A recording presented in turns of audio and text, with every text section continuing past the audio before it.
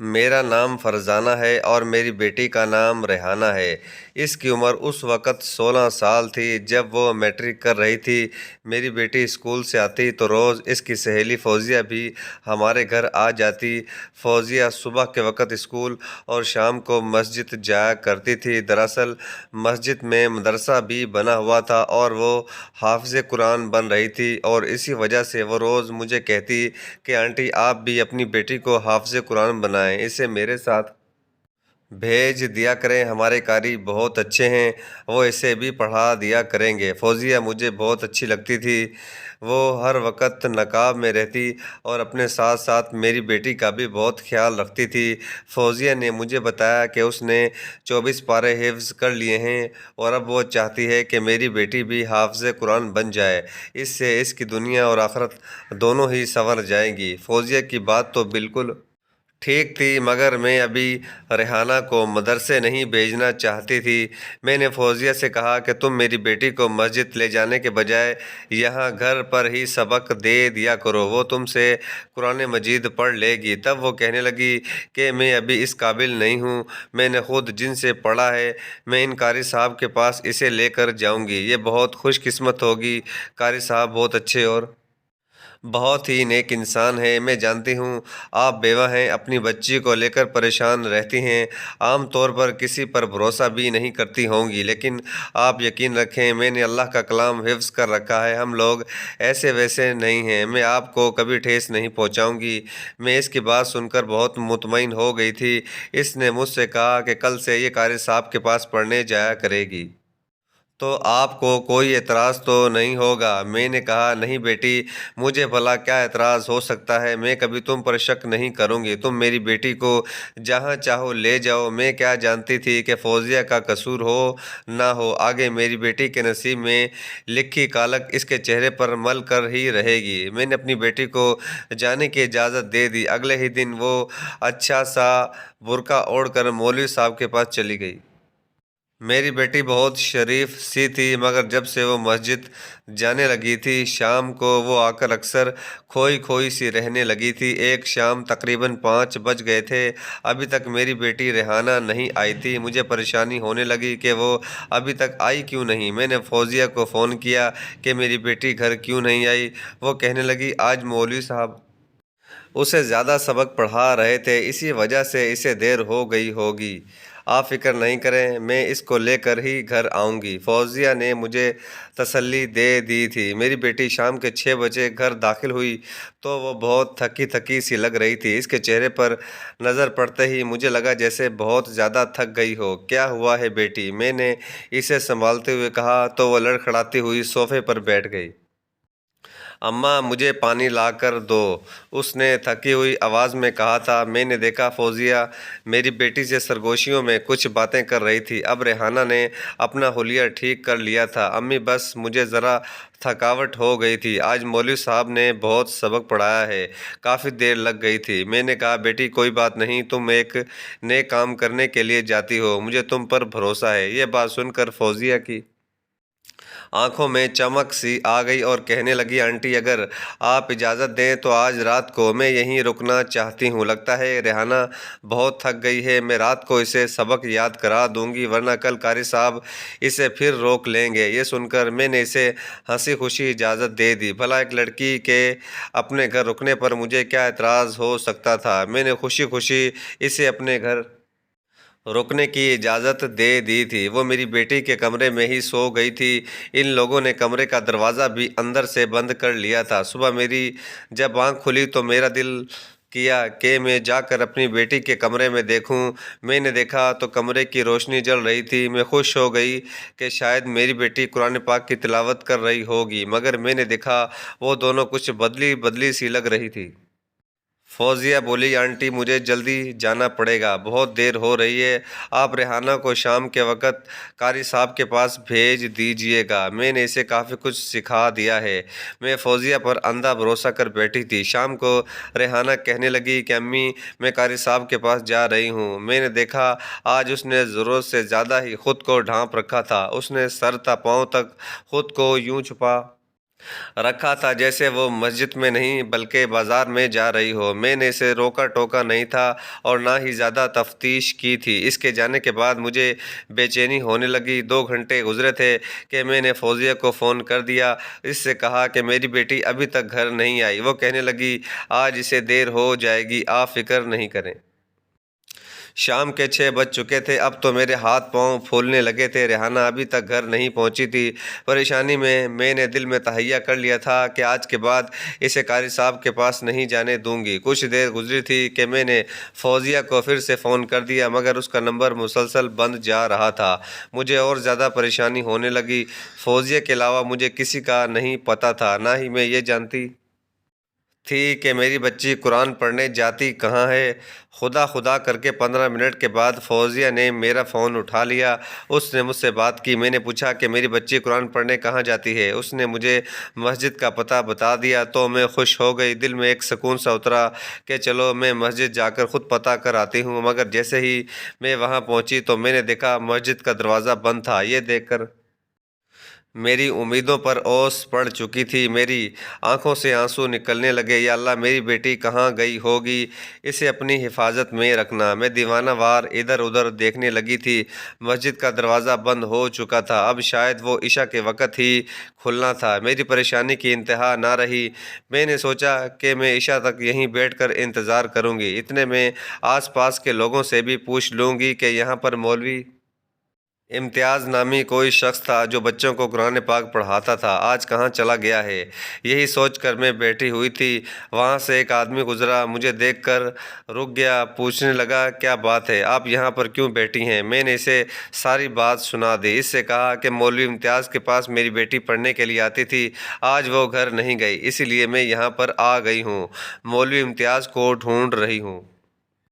مجھے مولوی امتیاز مل نہیں رہے۔ یہ سن کر وہ تھوڑا ٹھٹکا، اس نے حیرت سے مجھے دیکھا اور پھر بولا آپ مولوی امتیاز کے پاس اپنی بچی کو پڑھنے کے لیے بھیجتی تھی؟ وہ بہت حیرت سے مجھ سے یہ سوال کر رہا تھا۔ جی ہاں، پڑھنے کے لیے ہی بھیجتی تھی، ورنہ میں اپنی جوان بچی کو مسجد میں کیوں بھیجتی؟ آپ کو تو پتہ ہے آج کل کے حالات کتنے خراب ہیں بہن، آپ کو یہ مشورہ کس نے دیا کہ آپ مولوی امتیاز کے پاس اپنی بچی کو پڑھنے کے لیے بھیجیں؟ بھائی صاحب، میں تو اس کی سہیلی کی باتوں میں آ گئی تھی، اسی نے مجھ سے کہا تھا کہ مولوی امتیاز کے پاس اپنی بچی کو پڑھنے کے لیے بھیج دو۔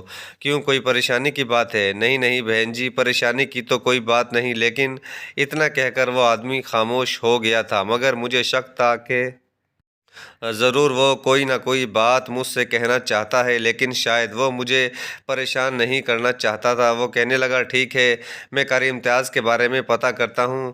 بہن جی، کیا آپ کی بیٹی کے پاس موبائل فون نہیں ہے؟ میں نے صاف منع کر دیا کہ میری بیٹی کے پاس فون تو نہیں ہے، البتہ اس کی ایک سہیلی ہے جس کا نام فوزیہ ہے، اس کا مجھ سے رابطہ رہتا ہے، اور وہی میری بیٹی کو قاری صاحب کے پاس لے کر گئی تھی۔ وہ آدمی مجھ سے وعدہ کر کے چلا گیا کہ میری بیٹی کے بارے میں ضرور پتہ لگائے گا۔ تقریباً عشاء کی نماز سے تھوڑی دیر پہلے وہ واپس آیا اور کہنے لگا بہن، قاری امتیاز تو مجھے کہیں نہیں نظر آ رہا، کیوں نہ ہم تھانے چل کر آپ کی بیٹی کی رپورٹ درج کروا دیں؟ میں اس بات پر راضی نہیں تھی، کیونکہ میں اپنی بیٹی کی بدنامی نہیں کروانا چاہتی تھی۔ تھانے میں رپورٹ درج کروانے کا مطلب یہی تھا کہ میری بیٹی کی گمشدگی کا پتہ سارے علاقے کو چل جاتا۔ ایسے میں کیا کرتی؟ میرے لیے تو بہت بڑی مشکل پیدا ہو چکی تھی۔ میں نے کہا کہ چلیں ٹھیک ہے، ہم تھانے جا کر رپورٹ لکھوا دیتے ہیں، مگر اس بات کا کسی کو پتہ نہ چلے۔ اس شخص نے مجھ سے وعدہ کیا کہ وہ کسی کو نہیں بتائے گا۔ تھانے پہنچ کر میں نے اپنی بیٹی کی گمشدگی کی رپورٹ درج کروائی اور پھر واپس مسجد آ گئی۔ ابھی تک قاری امتیاز کا کچھ پتہ نہیں چل سکا تھا۔ میں نے سوچا کہ میں فوزیہ کے گھر جاؤں اور اپنی بیٹی کے بارے میں اس سے پوچھوں، کیونکہ وہی میری بیٹی کو قاری صاحب کے پاس لے کر آئی تھی۔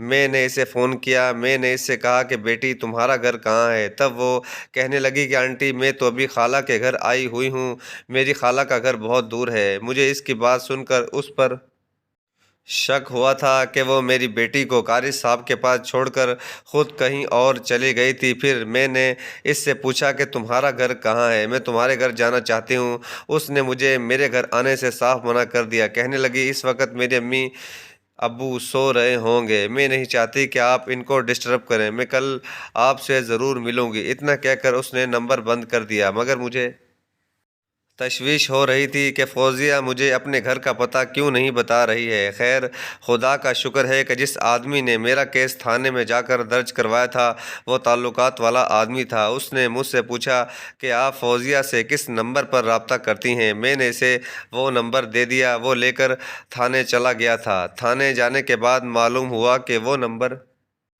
فوزیہ کا ہی تھا۔ پھر فوزیہ کے نمبر سے اس کی لوکیشن ٹریس کی گئی، یوں ہمیں اس کے گھر کا پتہ چل گیا تھا۔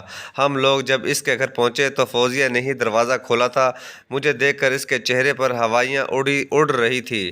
اگر تم اپنی خالہ کے گھر نہیں تھی تو تم نے ہم سے جھوٹ کیوں بولا تھا؟ یقیناً تم بھی اس معاملے میں ملوث ہو۔ میں نے اسے زبردستی بات اگلوانے کی کوشش کی تو وہ مجھ پر ہی چڑھ گئی کہ میں تمہاری بیٹی کے بارے میں کچھ نہیں جانتی ہوں۔ تم نے اپنی مرضی سے اسے مدرسے بھیجا تھا۔ میں تو تمہاری بیٹی کا بھلا سوچ رہی تھی، مجھے کیا پتہ تھا کہ تم میرے پیچھے ہی پڑ جاؤ گی۔ رہی بات قاری امتیاز کی تو میں تمہیں بتا دوں، میں تمہاری بیٹی کی ضد کرنے پر اسے قاری امتیاز کے پاس لے کر گئی تھی۔ میں نے پولیس کو بتایا کہ یہ لڑکی سراسر جھوٹ بول رہی ہے۔ اس نے مجھے کہا تھا کہ قاری امتیاز اس کا بھی استاد ہے، اس نے اسے قرآن پاک کی تعلیم مکمل کرائی ہے۔ میں نے قرآن پاک کا آج تک ایک پارہ نہیں پڑھا، کیوں آپ جھوٹ بول رہی ہیں؟ اس لڑکی نے یہ بات کی تو میرا دماغ چکرا گیا۔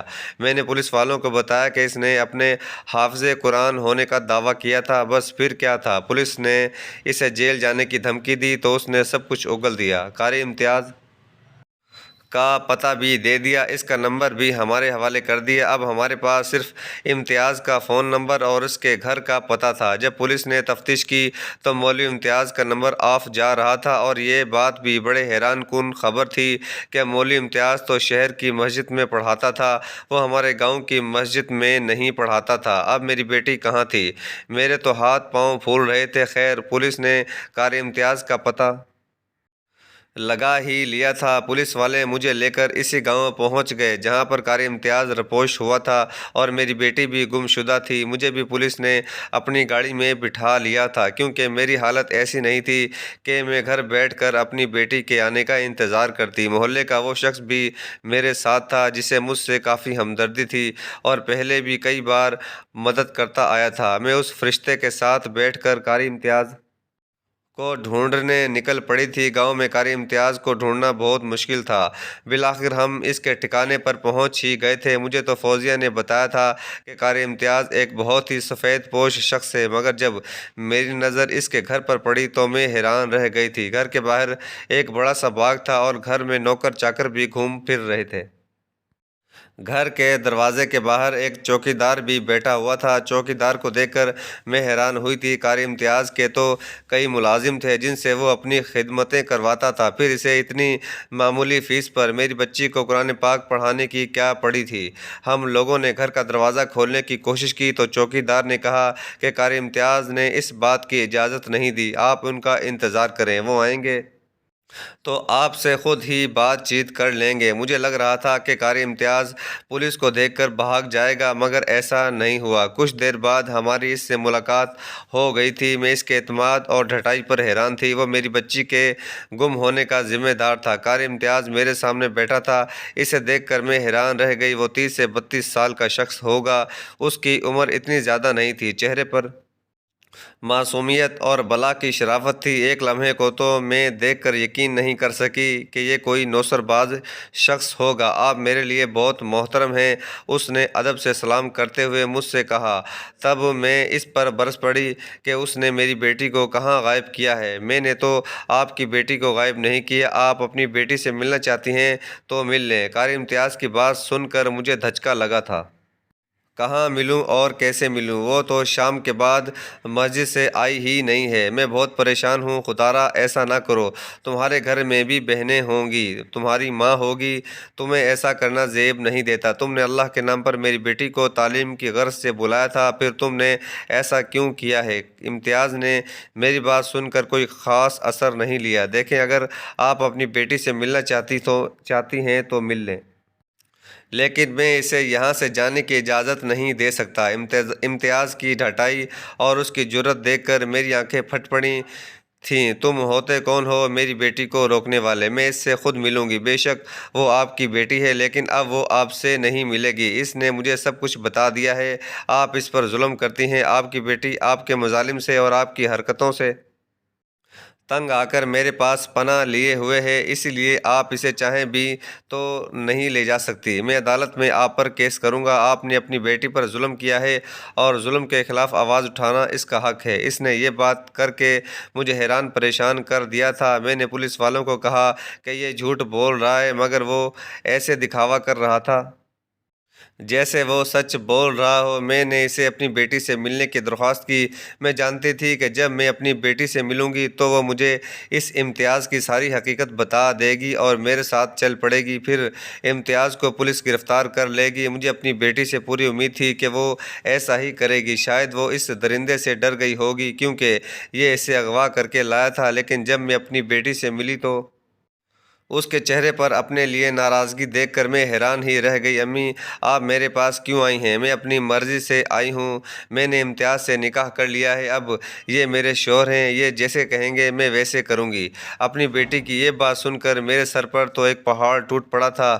میں اپنی بیٹی کو پھٹی پھٹی آنکھوں سے دیکھنے لگی۔ یہ تم کیا کہہ رہی ہو؟ میں نے تمہارے ساتھ ایسا کیا ظلم کر دیا ہے کہ تم اس لفنگے کے ساتھ مل کر مجھے بدنام کر کے یہاں چلی آئی ہو؟ امی، آپ تمیز سے بات کریں، انہیں لفنگا مت کہیں، وہ میرا شوہر ہے۔ میں ریحانہ کے منہ سے یہ لفظ سن کر حیران رہ گئی۔ میں نے اسے ایک زوردار تھپڑ رسید کیا تھا۔ تم ایسا کہہ بھی کیسے سکتی ہو؟ صرف نکاح کرنے سے یہ آدمی تمہارا شوہر نہیں بن سکتا۔ میری بھی منظوری ضروری ہے۔ آپ کو یہ بات کس نے کہی ہے؟ میں نے آپ سے کئی بار پوچھا تھا کہ آپ میری شادی کہاں کریں گی، تب آپ نے کہا تھا کہ میں تمہاری شادی تمہاری خالہ کے گھر کروں گی۔ آپ اپنے چکروں میں تھی کیونکہ خالہ کا بیٹا سرکاری جاب کرتا تھا، مگر مجھے امتیاز سے ہی شادی کرنا تھی۔ میں اپنی بیٹی کی باتیں سن کر بہت حیران تھی۔ مجھے تو یقین نہیں آ رہا تھا۔ اب میں فوزیہ سے پوچھنا چاہتی تھی کہ اس نے میری بیٹی کو امتیاز کے چکروں میں کیوں پھنسایا تھا، اور ایک ہفتے بعد ہی وہ امتیاز کے ساتھ بھاگ نکلی تھی۔ مگر فوزیہ نے جو باتیں مجھے بتائی، انہیں سن کر مجھے فوزیہ سے اور اپنی بیٹی سے نفرت ہونے لگی تھی۔ بھلا اپنی ماں کو کوئی اتنا بڑا دھوکہ بھی دے سکتا ہے؟ میں سوچ بھی نہیں سکتی تھی۔ امتیاز کو میری بیٹی نہ جانے کب سے پسند کرتی تھی، لیکن امتیاز اس کی طرف نظر اٹھا کر بھی نہیں دیکھتا تھا۔ امتیاز کبھی کبھی تبلیغی جماعت کے ساتھ ہمارے گاؤں آتا تھا۔ اس بار بھی وہ کچھ دن کے لیے آیا تو فوزیہ میری بیٹی کو اس کے پاس لے کر جانے لگی۔ بہانہ تو یہی تھا کہ وہ تعلیم حاصل کرنے آ رہی ہے، لیکن اس نے ملتے ہی ساری باتیں میرے خلاف کر دیں اور یہ بھی کہا کہ وہ اس سے نکاح کرنا چاہتی ہے اور مجھ پر اتنا بڑا الزام لگایا کہ میں اسے غلط راستے پر چلانا چاہتی ہوں۔ تب امتیاز نے نیکی کی نیت سے میری بیٹی سے نکاح کر لیا۔ مجھے یقین نہیں آ رہا تھا کہ میری بیٹی میرے بارے میں اتنی غلیظ باتیں بھی کر سکتی ہے۔ وہ میرے بڑھاپے کا سہارا تھی، میری امید تھی، لیکن ان سب باتوں کے بعد مجھے اپنی اولاد سے سخت مایوسی ہو گئی تھی۔ اب میں نے اس سے ملنا بھی چھوڑ دیا ہے۔